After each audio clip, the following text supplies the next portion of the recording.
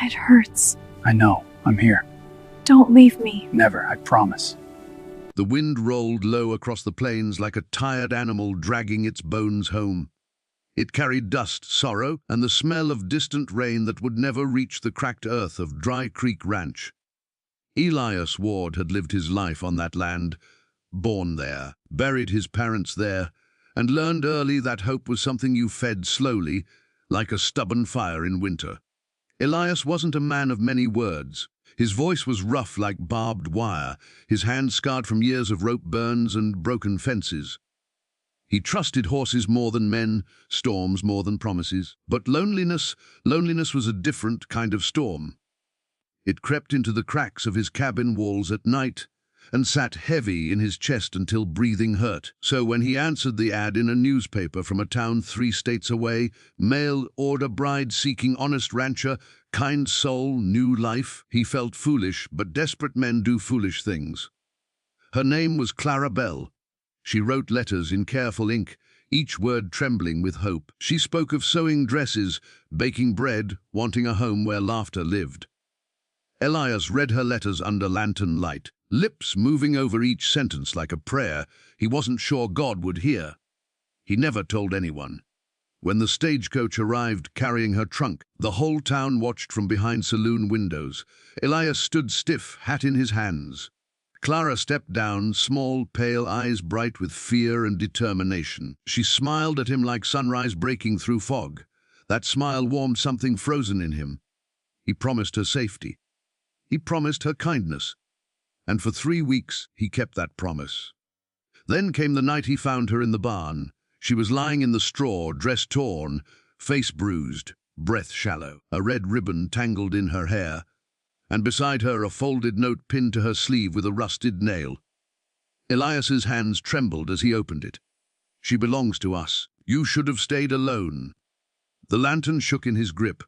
The shadows danced like ghosts on the barn walls.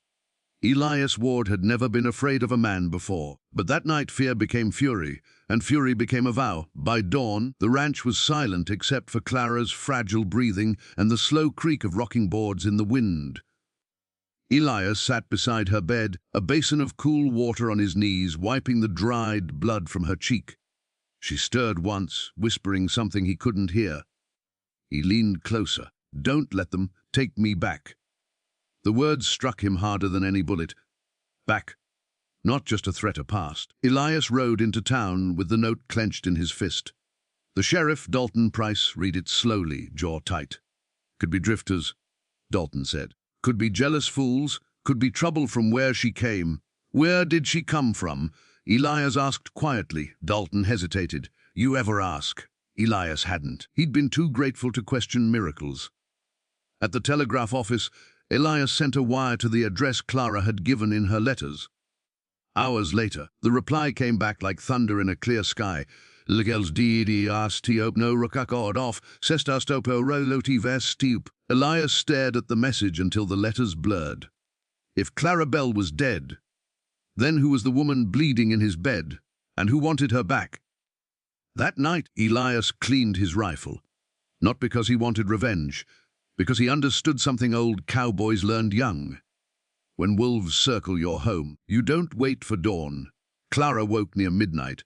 The storm had finally arrived, rain hammering the roof like fists. Lightning flashed through the cracks in the shutters, painting her face in ghost white light.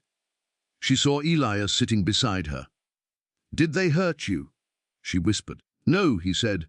Her eyes filled with tears. "They always do."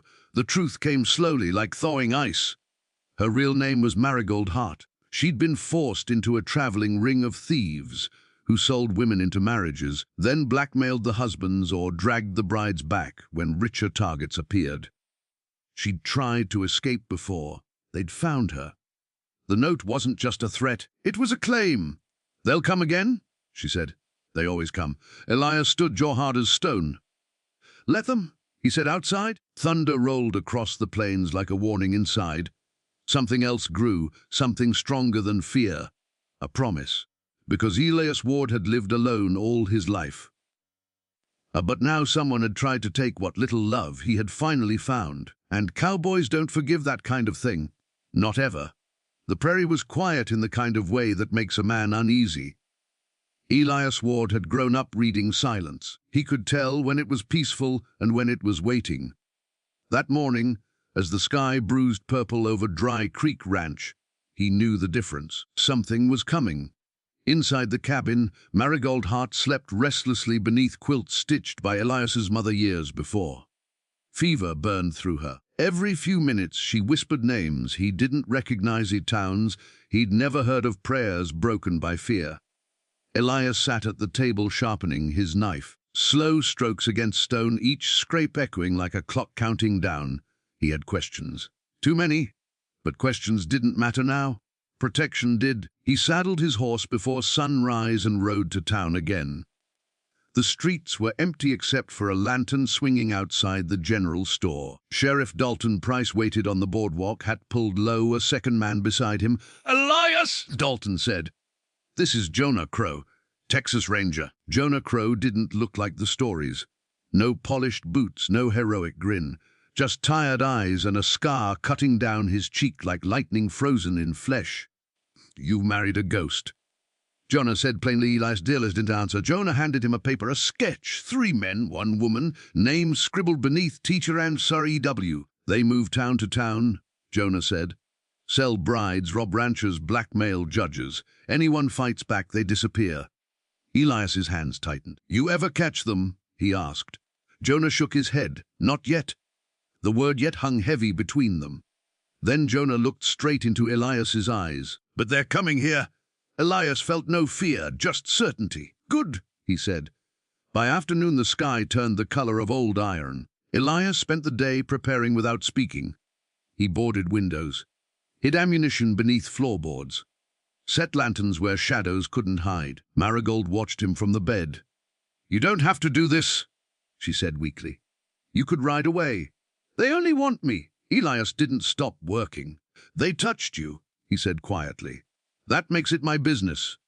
She cried then, silent tears soaking into his mother's quilt. No one had ever fought for her before, not once. As night fell, Jonah Crow arrived with 2 more riders, May Carter, sharp-eyed and silent, and Ben Holloway, a giant of a man with hands like oak roots.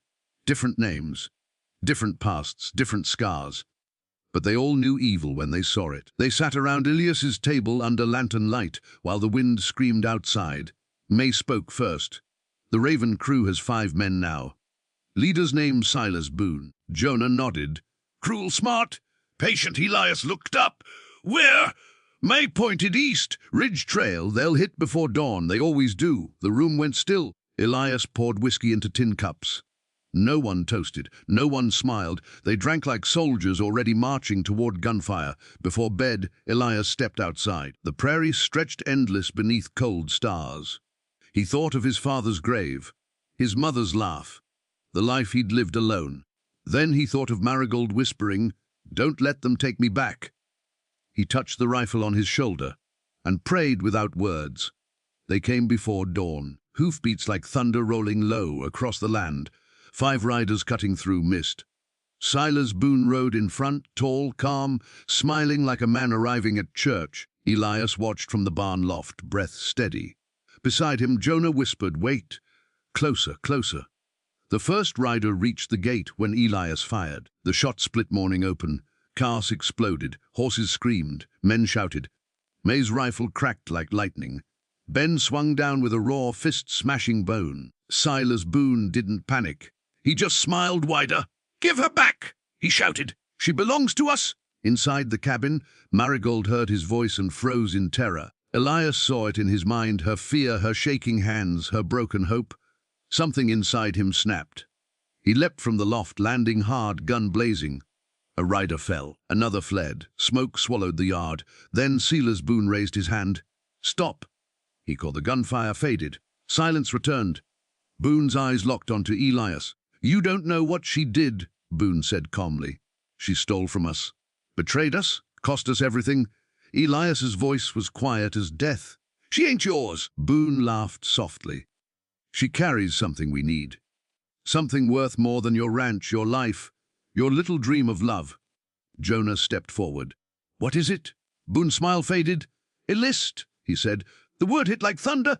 A list of names, Boone continued. Judges, generals, men who paid us to disappear people, to buy wives, to keep secrets buried.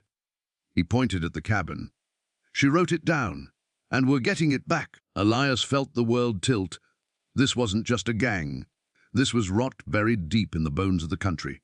Boone tipped his hat. "We'll be back tonight," he said softly, "with more friends." Then he turned his horse and rode away, leaving silence, smoke, and a war no one in Dry Creek had ever imagined. Inside the cabin, Marigold clutched a hidden journal to her chest. Because the list was real, and it would change everything.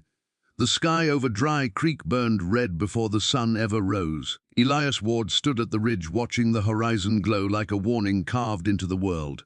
He knew fires.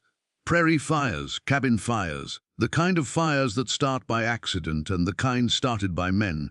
This one would be the second kind.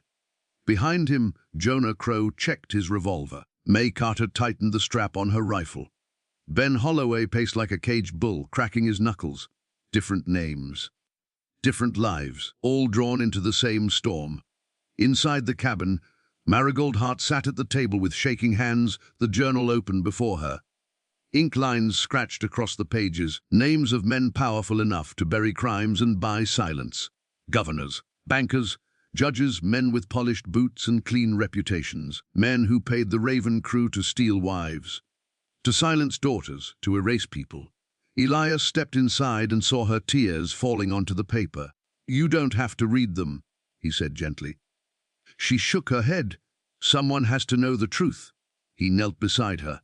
"We'll get you to the Rangers." "To court?" "Somewhere safe." She looked at him like a child asking if monsters were real. "They'll burn the world before they let this out," she whispered. Elias didn't answer, because he knew she was right. That afternoon a stranger rode into town. His name was Sheriff Nathan Hale.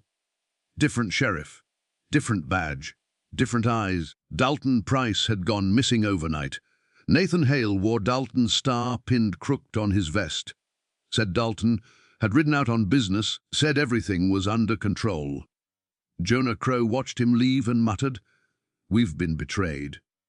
Because Nathan Hale's name was in Marigold's journal. Night fell heavy and silent. Too silent. No coyotes howled, no wind moved. Even the horses shifted nervously, sensing something humans couldn't. Then came the glow, torches in the distance. Dozens of riders cresting the ridge.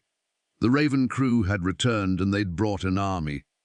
Silas Boone rode at the front again, calm as a preacher walking to the pulpit. Beside him rode Sheriff Nathan Hale, smiling like a man already counting his reward.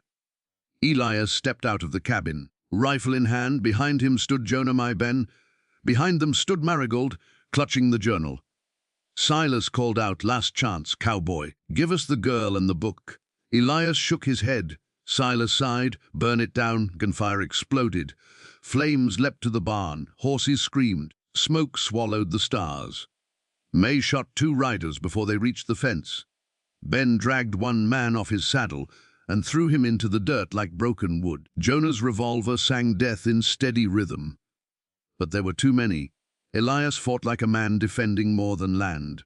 He fought for the first laugh he'd heard in his cabin. The first warm meal shared across his table. The first time someone had called him by his name with kindness. He fought for love. Silas Boone rode straight toward him through fire and smoke. They faced each other in the yard. Boone smiled. "You could have stayed alone." Elias answered, "I was done being alone." They fired together. Boone's bullet grazed Elias's shoulder.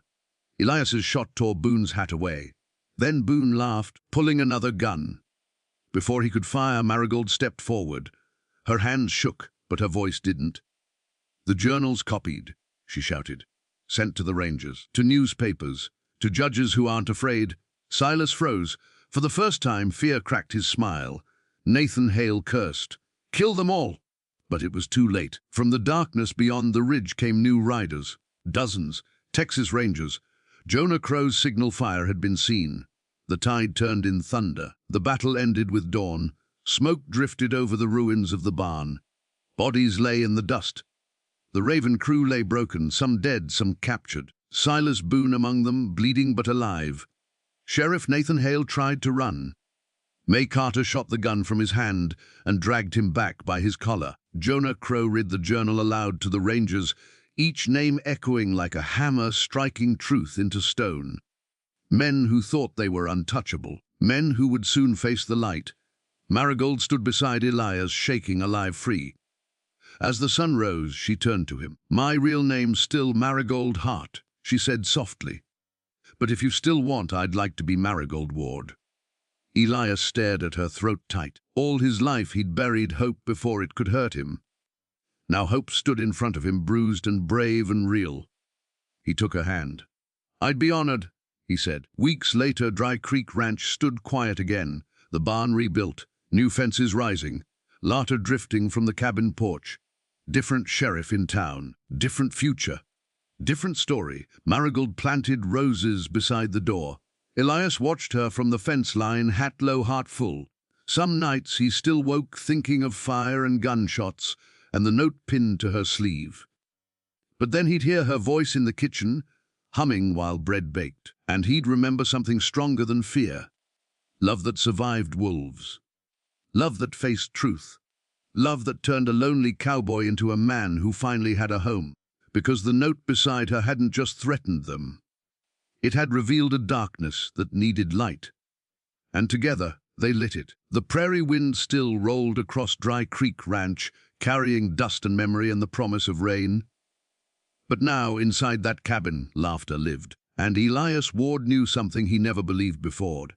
Even in a world full of cruelty, sometimes love rides in on a stagecoach, bleeding, frightened, oh, and brave enough to change everything.